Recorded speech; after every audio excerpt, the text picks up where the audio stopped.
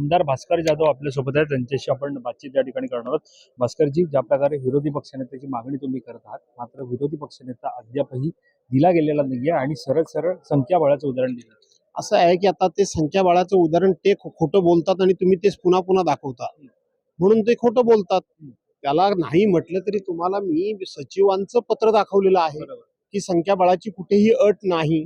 जो मोठा पक्ष असेल त्या पक्षाच्या प्रतिनिधीला अध्यक्षांनी किंवा वरती सभापतींनी घोषणा करावी, हे आम्ही दाखवलेलं आहे. पण ते खोटं बोलतात आणि ते खोटं बोलतात ते खरं आहे समजून तुम्ही दाखवता, म्हणून ते पुन्हा पुन्हा खोटं बोलतात. पण खोटं असेल, तुम्ही कायदेशीर बाजू दाखवत आहात, तुम्ही पुरावे दाखवत आहात, सचिवांचं पत्र सुद्धा तुम्ही दाखवलंय म्हणतात, मग विरोधी पक्षनेते देत का नाही? मग नेमकं अजून कसले पुरावे हवे? नाही, असं आहे की त्यांना पुरावे कसलेच नको आहेत. हा.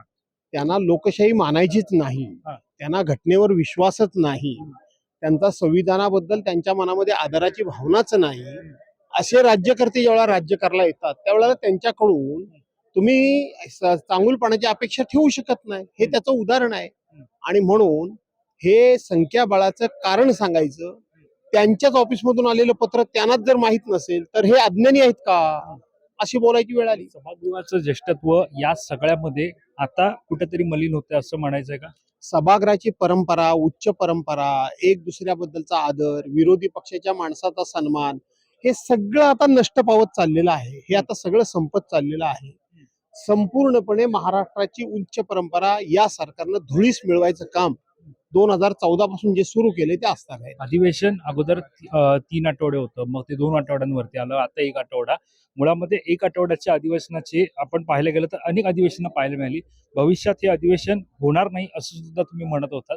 मात्र मग आता अधिवेशन होणार नाही तर मग नागरिकांना न्याय कसा मिळणार? असं आहे की नागरिकांना न्याय देण्याकरता हे अधिवेशन नाहीच आहे. हे अधिवेशन आहे ते सप्लिमेंटरी बजेट मंजूर करण्याकरता.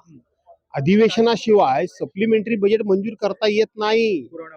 अहो 6-6.5 लाखाचं मूळ बजेट आता 75,197 कोटीच्या यांनी पुरवणी मागण्या सभागृहासमोर आणल्या.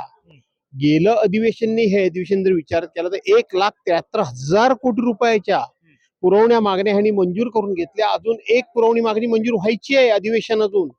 आणि म्हणून संपूर्णपणे सरकारी तिजोरीतला पैसा हा निवडणुकीच्या तोंडावर लोकांना वाटायचा आणि सरकारी पैशानं मतं विकत घेण्याकरता हे अधिवेशन आहे, लोकांना न्याय देण्याकरता नाही. अनेक सर्वसामान्य लोक आहेत, त्यांना पुरवण्या मागण्या आणि त्याच्या मंजुरी होण्याबाबत अजूनही गणित कळत नाही. सविस्तर आम्हाला जाणून घ्या.